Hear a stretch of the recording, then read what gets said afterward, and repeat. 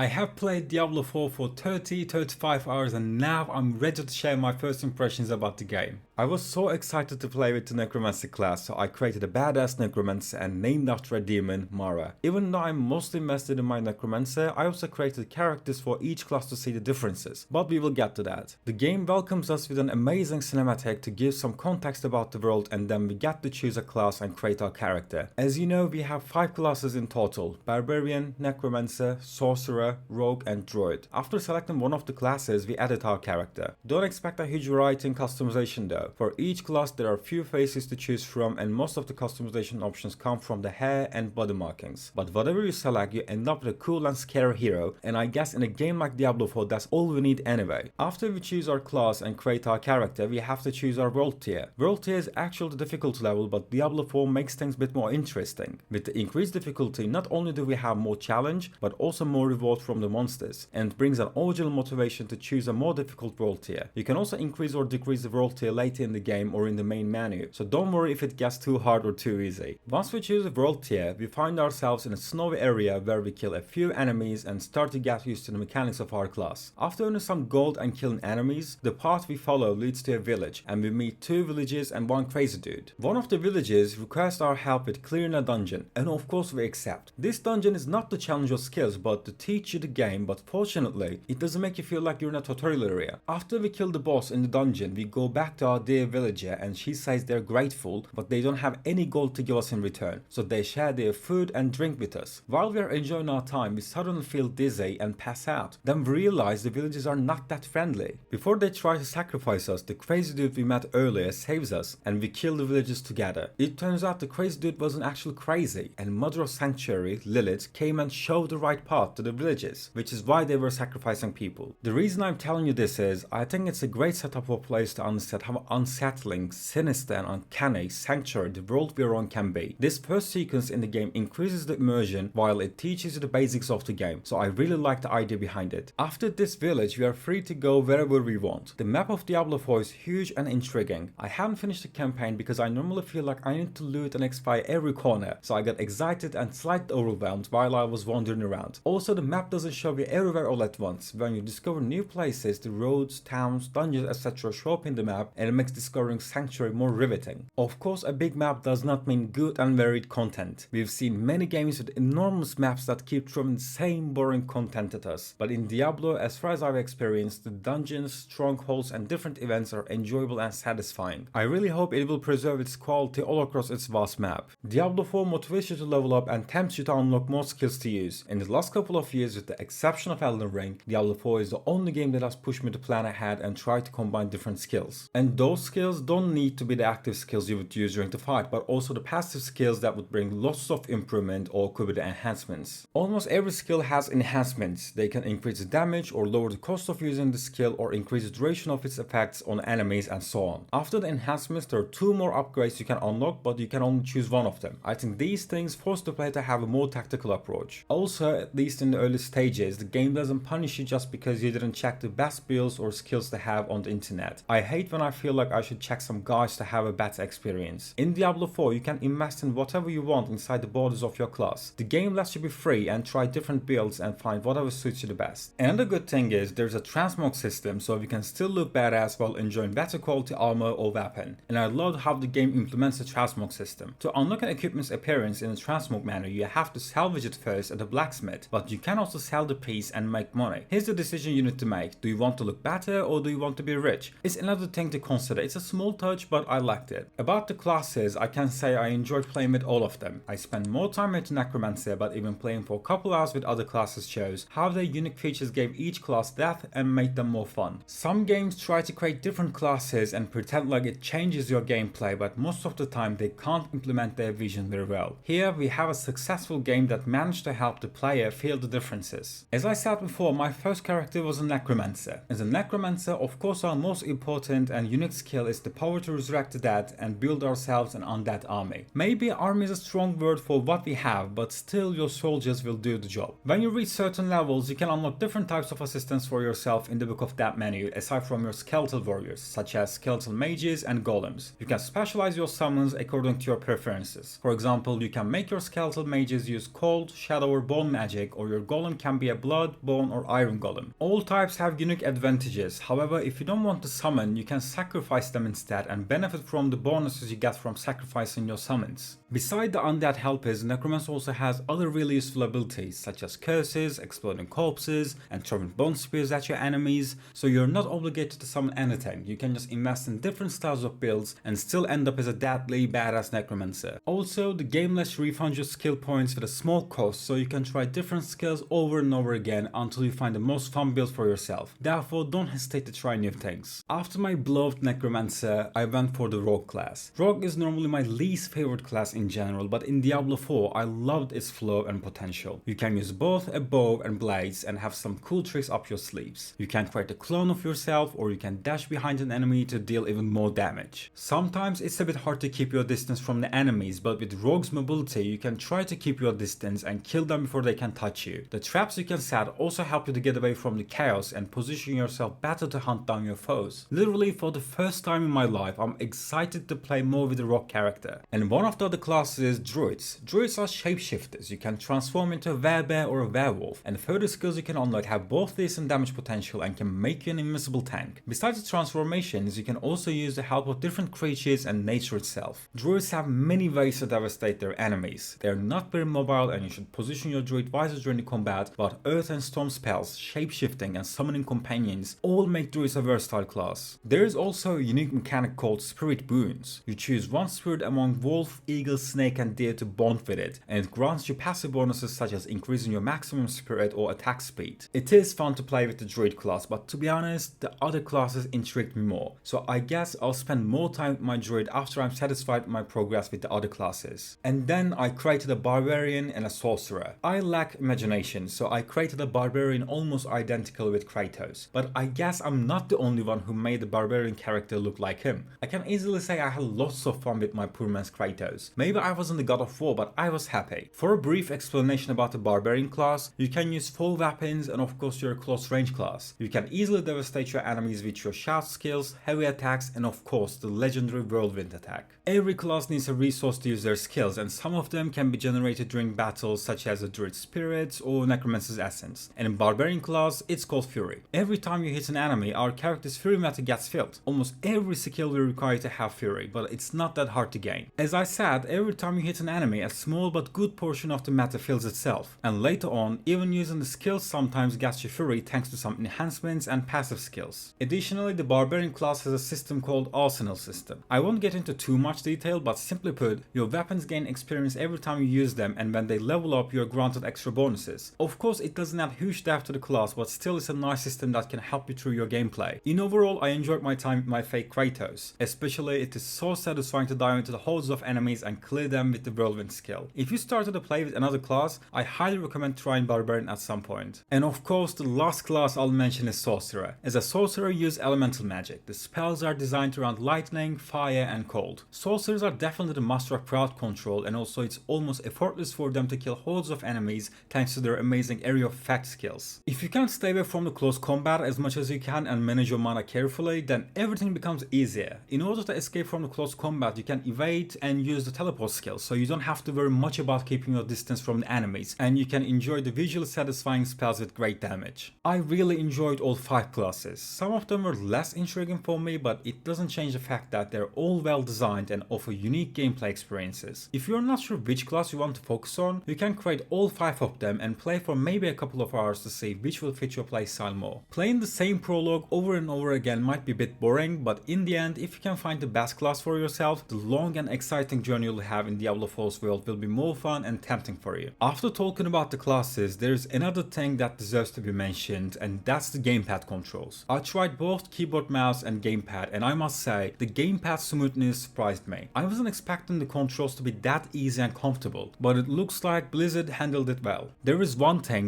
big thing that Blizzard couldn't handle though, and it's the server and connection problems. My biggest issue with Diablo 4 is the always online obligation. I hate to see other players in games, especially if they intervene in my quests or combat. I hate even more. Fortunately, I haven't seen many players and they can't actually show up in your campaign quests, so that's good. However, the biggest problem is latency and disconnection issues. After some updates and maintenance, I don't have problems anymore, but still lots of people are struggling to play the game from time to time. I hope all the problems will be fixed, but forcing people to have an internet connection all the time is something I don't appreciate at all. Besides the connection issues, I can't think of any other negatives, at least not for now. I played previous Diablo games before, I have tried them, but they never excited me enough for me to become a veteran player. But Diablo 4 changed that. I loved the game and what it offers. Until Baldur's Gate 3 arrives, I'll lose myself in Diablo 4. I am going to keep playing Diablo 4, so stay tuned for more videos about it.